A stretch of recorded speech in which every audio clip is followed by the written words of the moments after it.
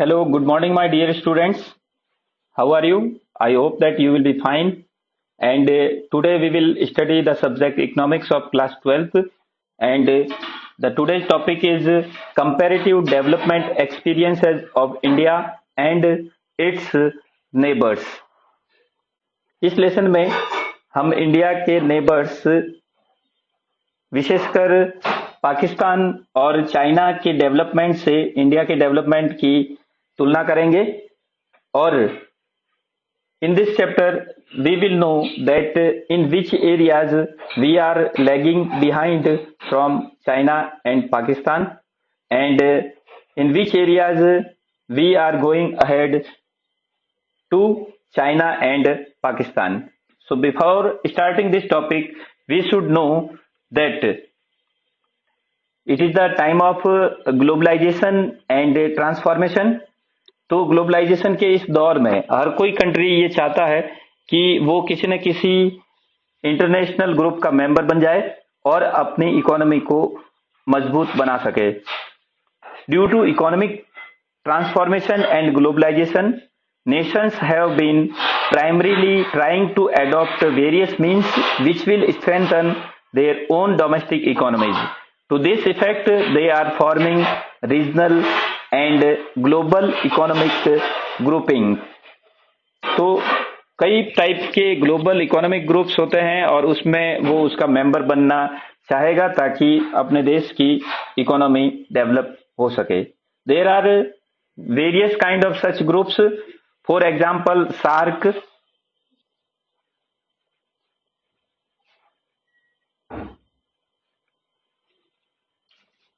SAARC is the group and the full form of SAARC is South Asian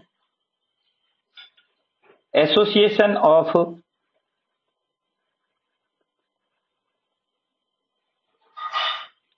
Regional Cooperation.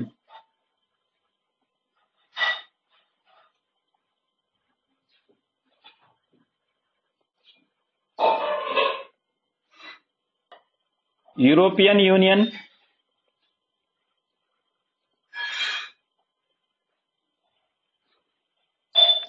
ASEAN. ASEAN means Association of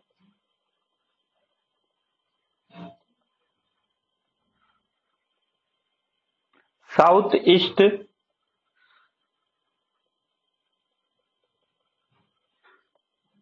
Asian nations. Another groups like G8, G20, BRICS, that means Brazil, Russia, India, China and South Africa. So there are various type of global economic groups and development groups. Now we will study more about the development experiences of India, China and Pakistan. For the comparison of development path of India, China and Pakistan, we will discuss some important points. These points are, first point is that India and Pakistan got independence in 1947 and PRC was established in 1949. That means China became republic in 1949. So the development path was started for all these three countries at same time. India announced its 5-year plan in 1951, China in 1953 and Pakistan in 1956. So 5-year plans were also started at the same time. India, Pakistan have made slow and irregular progress as compared to China, which has made a miraculous progress. अगर हम starting की बात करते हैं तो India, China और पाकिस्तान तीनों country का डेवलपमेंट पाथ भी एक था और डेवलपमेंट की प्रोग्रेस भी एक जैसी थी. लेकिन बाद में धीरे धीरे एक ऐसा समय आया कि चाइना पाकिस्तान और इंडिया की तुलना में आगे निकल गया और उसने एक मिरेकुलस प्रोग्रेस की। Now we will discuss about the development history of China and after that we will discuss about the development history of Pakistan and about development history of India. We have studied in our previous classes. So after reading the development history of Pakistan and China, we will be able to compare all these three countries. So about China, first point is that Great Leap Forward campaign in 1958, China started the Great Leap Forward campaign. In short term, we can say GLF policy was started by China in 1958. So this is the important question, you should know that. Second point is that Great Proletarian Cultural Revolution of 1965. And third important point is that the economic reforms started in 1978. China adopted also the dual pricing policy, and at last in the development path, China also adopted the policy of special economic zones. So now we will discuss one by one all about these points. First, Great Leap Forward campaign of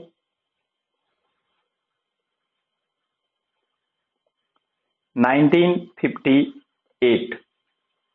The aim of this campaign was industrializing the economy. Industrializing the economy.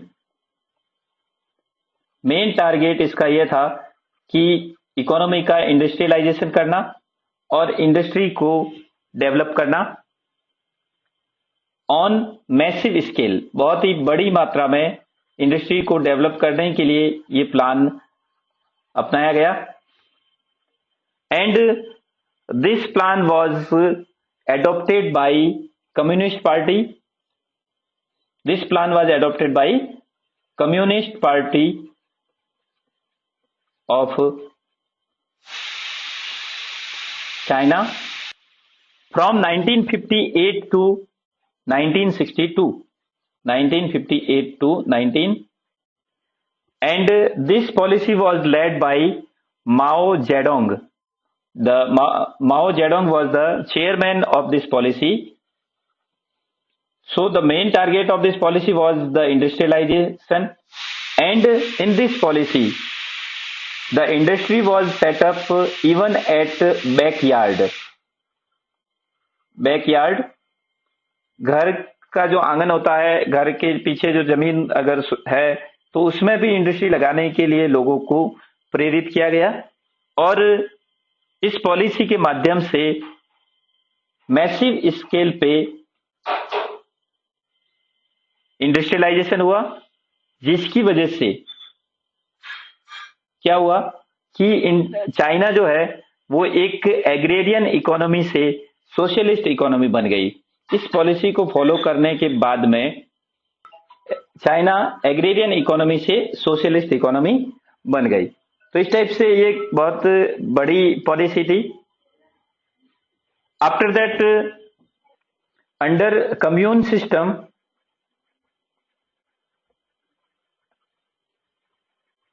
in China, at about 26,000 communes were set up till 1958, and in communes there was the system of collective farming.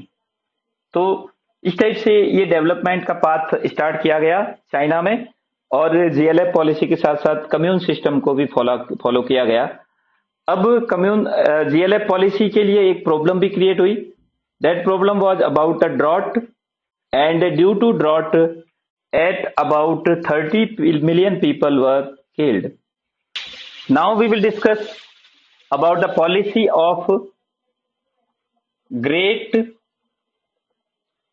Proletarian Cultural Revolution of from 1966 to 1976. During this period of 10 years, this policy was adopted by China, and in this policy, students and professionals were sent to work and learn from the countryside. The major point of this policy was that students and professionals were sent to work and learn. इस policy में students और professional को सीखने का अवसर दिया गया और रियल एक्सपीरियंस प्राप्त करने के लिए उनको गांवों की तरह और वर्क प्लेस पे उनको भेजा गया। So now we will discuss about the reforms of China, reforms in China, and those were started from 1978. First phase of reforms was started. In first phase, reforms were started for agriculture, foreign trade, and investment sector. So these three sectors were there, in which the reform of first phase was initiated. अब ये जब reforms start किए गए तो जो commune system जो पहले develop किया गया था, वो कम्यून सिस्टम से जो लैंड, कलेक्टिव लैंड थी जो उस पर खेती बाड़ी की जाती थी, उसको डिवाइड कर दिया और उसको स्मॉल प्लॉट्स में डिवाइड करके लोगों को बांट दिया गया, and ownership was provided to individual households. Ownership was given. For that, ownership was given to the people. लोगों को ओनरशिप देने के बाद में लोगों में काम करने की इच्छा और अच्छी जागृत हुई, प्रॉफिट अर्न करने की इच्छा जागृत हुई, तो फिर उसका एग्रीकल्चर सेक्टर में चाइना को बहुत ज्यादा प्रॉफिट हुआ और एग्रीकल्चरल डेवलपमेंट भी होने लगा. फॉरेन ट्रेड में रिफॉर्म्स स्टार्ट करने के बाद फॉरेन ट्रेड भी इंक्रीज होने लगा और फॉरेन इन्वेस्टमेंट भी इंक्रीज हुआ, प्राइवेट सेक्टर में इन्वेस्टमेंट भी इंक्रीज हुआ. After that in second phase और इन द लेटर फेज, जब इंडस्ट्रियल सेक्टर्स के रिफॉर्म्स स्टार्ट किए गए, तब प्राइवेट सेक्टर को फर्म लगाने की अनुमति दी गई, इन्वेस्टमेंट करने की अनुमति दी गई. इसी टाइप से प्राइवेट सेक्टर के साथ साथ village enterprises,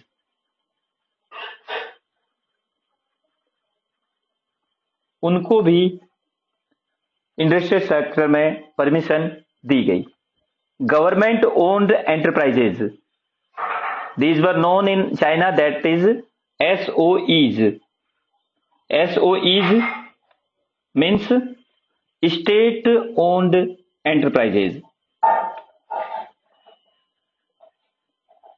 SOEs, the full form is state owned enterprises. These were given to private sector. So these were the major industrial sector reforms. That means industrial sector was given to the private sector. Next important point, that is about the reforms that was dual pricing. Dual pricing was another important policy in which prices were fixed in two ways: farmers and industrial units. Farmers and industrial units were required to buy and sell at fixed quantities of inputs and outputs on the basis of price fixed by the government. जो farmers और industrialist थे उनके लिए जो price होती थी वो government के द्वारा फिक्स होती थी। जो भी आउटपुट और इनपुट वो सेल और परचेज करते थे उसकी प्राइस गवर्नमेंट फिक्स करती थी और क्वांटिटी भी गवर्नमेंट फिक्स कर देती थी कि एक पर्टिकुलर पर्सन कितनी क्वांटिटी परचेज करेगा और कितनी क्वांटिटी सेल करेगा। So this was the one way of pricing. And in second way we can see that जो मार्केट प्राइस फिक्स थी, जो मार्केट प्राइस डिसाइड होती थी उस मार्केट प्राइस पे दूसरे कंज्यूमर गुड्स एंड सर्विसेज को सेल एंड परचेज करते थे। तो जो मार्केट प्राइस थी वो बाकी कंज्यूमर के लिए थी। Special economic zones were set up.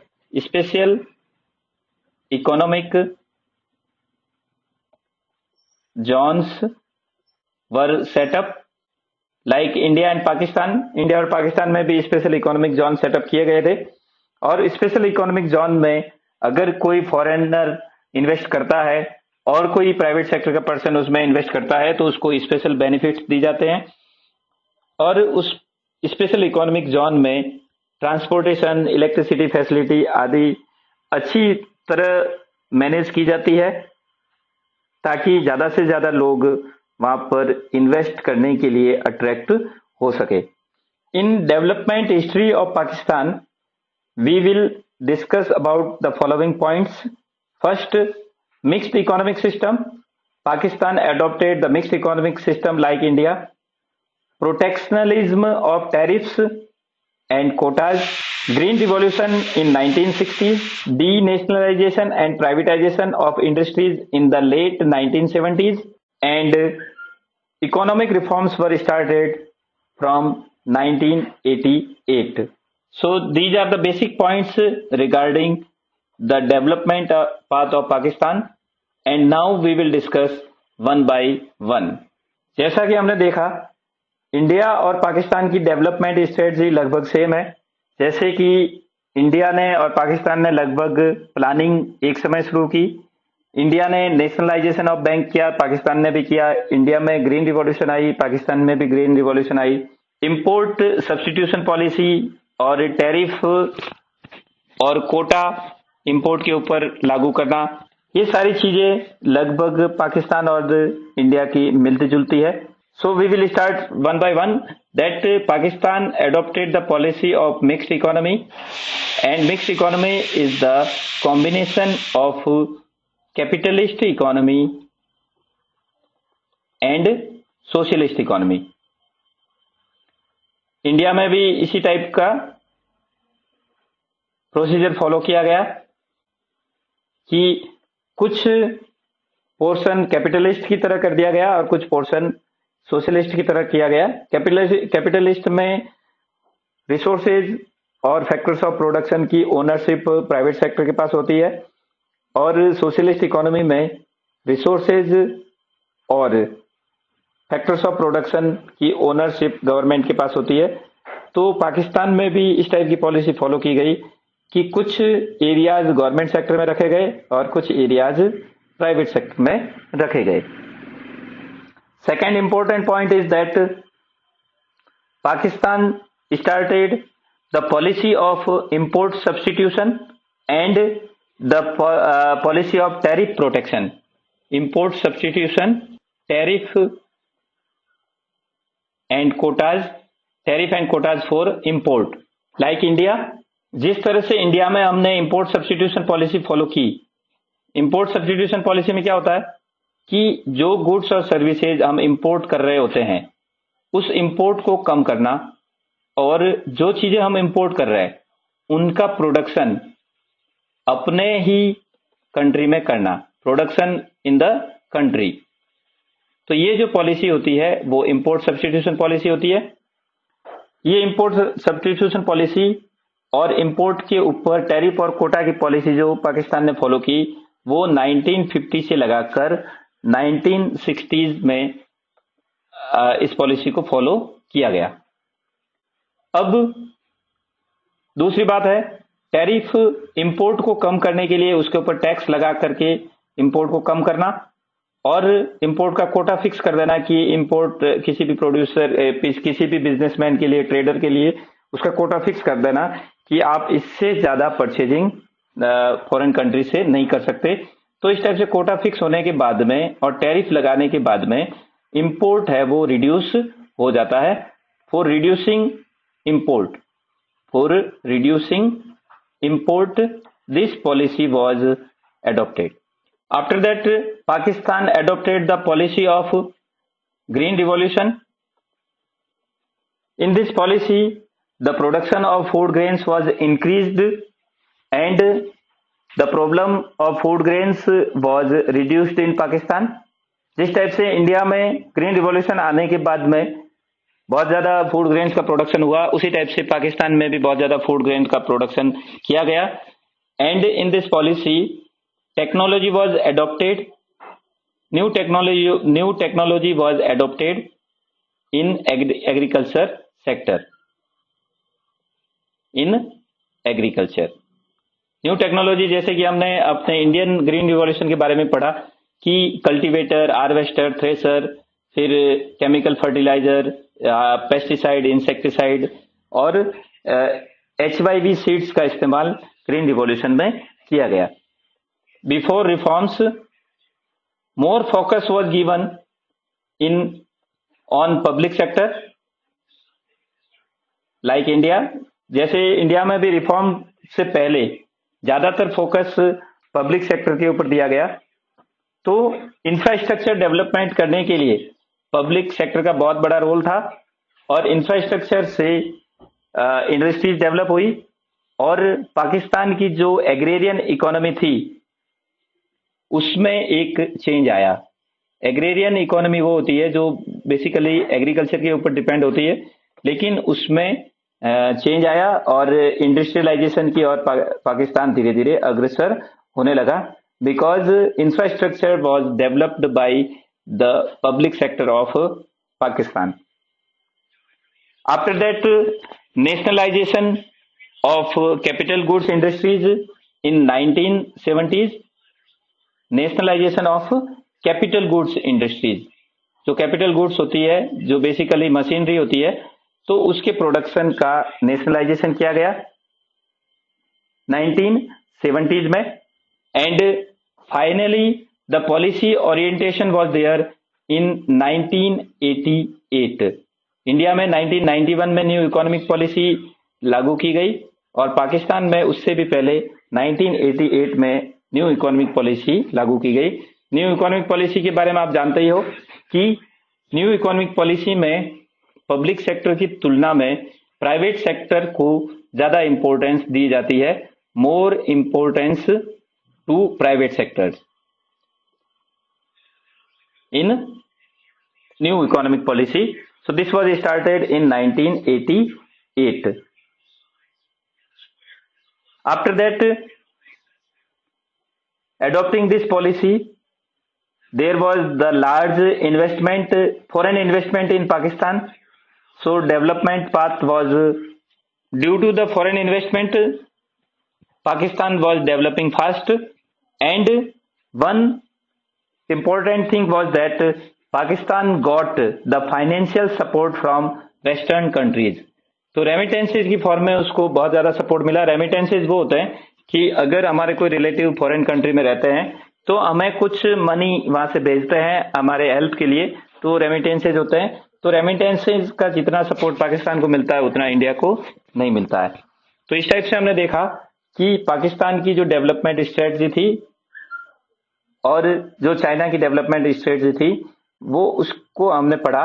अब हम उसको आसानी से कंपेयर कर सकते हैं कि इंडिया की तुलना में पाकिस्तान किन मामलों में आगे है और चाइना किन मामलों में आगे हैं या पीछे हैं, तो हम इसको अच्छी तरह से कंपेयर कर सकते हैं।